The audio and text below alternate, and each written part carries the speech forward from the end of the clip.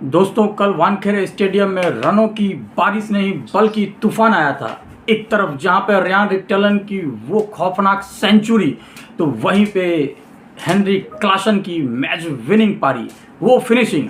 जी हाँ, आज मैं बात करूंगी आज की मैच एमआई वर्सेस एसआरएच की, जहां पे आप इस वीडियो को एंड तक देखना मिस मत करना, क्योंकि जसप्रीत बुमराह जैसे गेंदबाज कैसे महंगे साबित हुए, कैसे ये जीती हुई बाजी एमआई फिर से हार गई। वानखेड़े स्टेडियम जहां पे एमआई फैंस के लिए एक गुड न्यूज़ रहता था, हमेशा से जीत की गारंटी होती थी, आखिर वो कैसे एक अभिशाप साबित होने लगा। तो चलिए कल की मैच की फुल एनालिसिस आपको करते हैं। कल टॉस जीतकर वानखेड़े स्टेडियम में गेंदबाजी नहीं बल्लेबाजी का फैसला लिया गया, और अक्सर बल्लेबाजी के लिए ये पिच जानी जाती है। Wankhede stadium high scoring pitch होती है और बल्लेबाजी भी उसी अंदाज में हुई। कल विल जैक्स को मौका मिला और विल जैक्स रियान रिक्टलन की ओपनिंग जोड़ी जबरदस्त बल्लेबाजी की। कल मैं विल जैक्स की बात करूं तो 22 गेंद में 40 रन, 5 चौके, 3 छक्के, 209 के स्ट्राइक रेट से उनकी बल्लेबाजी हुई। वहीं पे रियान रिक्टलन फिर से वही अंदाज याद करिए रोहित शर्मा के साथ, जब रियान रिक्टलन की ओपनिंग जोड़ी आई थी पहली मैच और केकेआर को पराजित किया था, तो रियान रिक्टलन किस फॉर्म में बल्लेबाजी कर रहे थे। फिर से आपको वही रिपीट टेलीकास्ट देखने को मिला, लेकिन फिर भी हार गई एमआई। आखिर क्या इनकी कमी रही, क्या वीकनेस पॉइंट रहा कि एमआई फिर से हार गई। रियान रिक्टलन ने कल नॉट आउट 55 गेंद में 123 रन, जिसमें 10 चौके 3 छक्के शामिल थे। जी हाँ, सिर्फ 55 गेंद उन्होंने खेला, जिसमें करीब 123 रन, 10 चौके और 8 छक्के शामिल थे। 223 के स्ट्राइक रेट से कल रियान रिक्टलन की बल्लेबाजी थी। बाद में जब निचले क्रम में आए, आउट होते ही विल जैक्स के सूर्य कुमार यादव, फिर से वही उनका फ्लॉप, कंटिन्यू फ्लॉप जारी है। सूर्य कुमार यादव पता ही नहीं चल रहा है कभी उन्होंने क्रिकेट खेला भी है या फिर उनको सिर्फ रखा गया है, जैसे म्यूजियम में रखा जाता है उसी तरह अभी एमआई में सूर्य कुमार यादव को रखा जा रहा है। सूर्य कुमार यादव फिर से 5 रन पे फ्लॉप वापस जाते हुए। नमन धीर, जहां पे सूर्य कुमार यादव और विल जैक्स के आउट होते ही थोड़ी सी एक पार्टनरशिप की जरूरत थी रियान रिक्टलन के साथ, उन्होंने अच्छे से अपनी भूमिका को समझा। 22 रन की पारी खेली और नमन धीर आउट हो गए। फिर आए हार्दिक पांड्या जो वो भी फॉर्म में नजर नहीं आ रहे थे, अपनी फॉर्म को तलाश रहे थे, अपनी कहीं ना कहीं अपनी उस जो पारी के लिए जाने जाते हैं वो अंदाज नहीं दिखाता। कल हार्दिक पांड्या का बल्ला चला, और बल्ला ही नहीं चला भाई साहब, उनकी कल 206 के स्ट्राइक रेट से 15 गेंद में 31 रन, 2 चौके 2 छक्के उसमें शामिल थे। और इसके बदौलत एमआई ने बहुत ही हाई स्कोर सामने रखा 243 रन का, जिसमें कि रियान रिक्टलन नॉट आउट रहे। गेंदबाजी की बात करूं एसआरएच की तरफ से, कल सभी महंगे साबित हुए। सिर्फ ईशान मलिंगा 7 के इकोनॉमी से 4 में 29, 1 विकेट, अदरवाइज सभी महंगे रहे। अब दूसरी पारी में आ जाऊं एसआरएच के तरफ, तो अभिषेक शर्मा और बल्लेबाजी में साथ देने वाले Travis head. Abhishek Sharma, Travis head अभी के one of the best starter हैं पावर प्ले में एसआरएच की तरफ से। अगर एक तरफ यशस्वी जायसवाल, वैभव सूर्यवंशी हैं, तो दूसरी तरफ अभिषेक शर्मा, ट्रेविस हेड हैं। ट्रेविस हेड जैसे बल्लेबाज को अगर आप 3 मौका देते हैं और वो तीनों कैच छोड़ा गया नमन धीर के द्वारा, जब ट्रेविस हेड 2 रन पे बल्लेबाजी कर रहे थे तब कैच छूटा, फिर जब 30 रन पे बल्लेबाजी कर रहे थे तब कैच छूटा, फिर उसके बाद 48 पे थे तब कैच छूटा। अगर ट्रेविस हेड जो कि Indian pitch, Indian situation, Indian के कंडीशंस को जानते हैं, कितनी इंटरनेशनल ट्रॉफी है कि ट्रेविस हेड ने हमसे दूर लेके चला गया, वो इकलौता खिलाड़ी जिसे हम आउट नहीं कर पाते थे। याद करिए हिस्ट्री, उसे आपने कैच छोड़ा। मैंने तभी कह दिया था भाई साहब यह कैच नहीं, आपने मैच मिस कर दिया, क्योंकि सामने जो बल्लेबाज है वो साधारण नहीं, वो अवतारी है। ट्रेविस हेड मास्टर स्ट्रोक, और ट्रेविस हेड की शानदार बल्लेबाजी, सिर्फ 30 गेंद उसने खेला और 30 गेंद में 76 रन, 4 चौके 8 छक्के, 253 के स्ट्राइक रेट से बल्लेबाजी की, जिसने कमर तोड़ दी एमआई के गेंदबाजों की। फिर अभिषेक शर्मा का वो तूफानी पारी, 24 गेंद में 45 रन, 4 चौके 3 छक्के, 187 के स्ट्राइक रेट से। सोचिए इनकी ओपनिंग जोड़ी इस अंदाज में थी कि 7 ओवर में स्कोरबोर्ड 100 के पार हो चुके थे।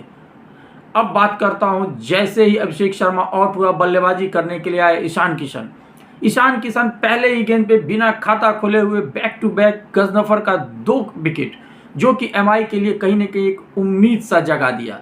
कि भाई साहब गजनफर की ये उम्मीद एमआई की फैंस के लिए पूरे स्टेडियम में उछलना कि यह मैच तो हम जीत जाएंगे अब, क्योंकि ईशान किशन भी चले गए, अभिषेक शर्मा भी चले गए, लेकिन उनको पता नहीं था कि Travis head on the crease.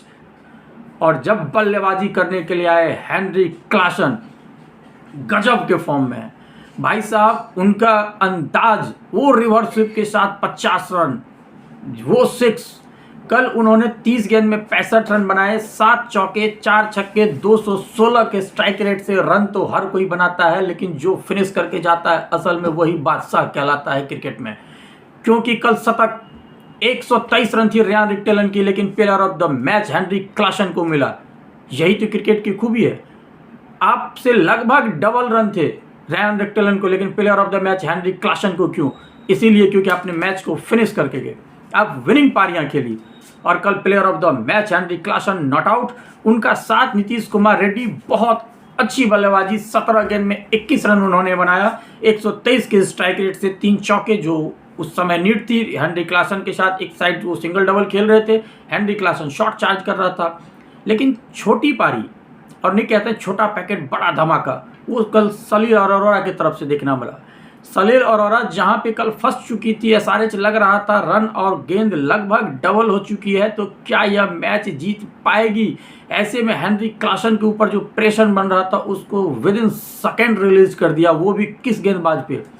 Jasprit Bumrah कल बेबस लाचार नजर आ रहे थे। उन्हें समझ में नहीं आ रहा था आखिर गेंदबाजी कहाँ की जाए।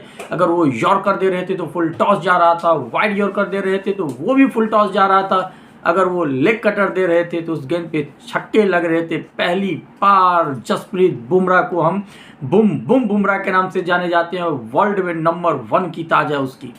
और वो कल कहीं ना कहीं लाचार नजर आ रहा था कि आखिर हम कहाँ गेंद फेंकें, किस दिशा में गेंद फेंकें। क्योंकि सलील अरोरा की जो वो शॉट थी, जब सामने स्ट्रेट ड्राइव 90 डिग्री की 6 रन मारा, तो भाई ने देखा तक भी नहीं वो बाउंड्री गई है या नहीं गई है, सिर्फ बल्ला चलाया और इतना कॉन्फिडेंस आई थी कि ये 6 ही जानी और 6 गई। क्लासन ने जिस अंदाज से कल बल्लेबाजी की, क्या कहना।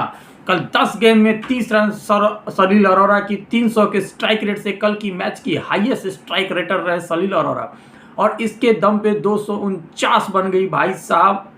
19 ओवर के 4 गेंद हुए थे, 20 ओवर पूरा भी नहीं हुआ था, 1 ओवर 2 गेंद शेष रहते हुए एसआरएच ने कल ये मैच जीत ली। और मैं आपको गेंदबाजी की अगर मैं बात करूं तो मैं आपको बता देता हूं, कल की गेंदबाजी ट्रेंट बोल्ट 10 की इकोनॉमी से 40, जसप्रीत बुमराह 13-10 से ऊपर की इकोनॉमी से थी 54, विल जैक्स 19 की इकोनॉमी से, सभी के सभी गजनफर 12 के इकोनॉमी से, बेशक उन्होंने 2 विकेट लिया, अभिषेक शर्मा और ईशान किशन को 20 के इकोनॉमी से, अश्विनी कुमार तो हार्दिक पांड्या 10 के इकोनॉमी से। कहा जा रहा है कि ड्यू फैक्टर भी था, ये मैं समझ सकता हूँ ड्यू फैक्टर था, लेकिन इस तरह से गेंदबाजी भी नहीं होनी चाहिए, इस तरीके से फील्डिंग भी नहीं होनी चाहिए। आपकी फील्डिंग कल लो स्तर की थी। जब एमआई 5 बार का चैंपियन, जो अपने फैंस को हमेशा जीतना दिखाता हो कि हम सिर्फ जीतना जानते हैं, वो कहीं ना कहीं कल लचर आ रही थी। फील्डिंग, खराब फील्डिंग एसआरएच की, मिडिल ऑर्डर में क्लासन का हमेशा से बल्ला चलना बहुत ही। कल आपकी बैटिंग इंटेंट बहुत अच्छी लगी। विल जैक्स को आपने मौका दिया जो आप नहीं दे रहे थे, सेंटनर की जगह पे विल जैक्स को अगर शुरू से खिलाते तो शायद आपकी रिजल्ट आज बहुत बेहतर होती। तो कहीं ना कहीं इंटेंट अच्छा दिखा, लेकिन गेंदबाजी और फील्डिंग की खराब शुरुआत एमआई को फिर से वही स्थान पे पहुंचा दिया जहां पे वो पहले से थे पॉइंट टेबल में। और इस तरीके से पंजाब किंग्स टॉप पे, आरसीबी दूसरे पे, तो एसआरएच चौथे नंबर से तीसरे नंबर की पार्टी पहुंच चुकी है, और राजस्थान रॉयल्स चौथे पे पहुंच चुके हैं। तो आपको यह वीडियो, आज का मैच कैसा लगा प्लीज़ कमेंट में ज़रूर बताएं। और हाँ, अगर हमारी वीडियो अच्छी लग रही हो तो एक लाइक, सब्सक्राइब और शेयर जरूर करें। और मैंने हमेशा कहा है कि मैं एक एजे न्यूज़ पल्स छोटी एक न्यूज़ चैनल लेके आया हूँ, एजे न्यूज़ पल्स, जिसे पे आप हर छोटी बड़ी ठंडी खबर देख सकते हैं। वहाँ पे भी जाइए, सपोर्ट करिए। फेसबुक, इंस्टा, ट्विटर और यूट्यूब हर जगह अवेलेबल है, तो वहाँ पे भी आपकी सपोर्ट जारी रहनी चाहिए। तब तक के लिए गुड बाय, थैंक यू। अपना आप लोग बहुत बहुत ख्याल रखिए।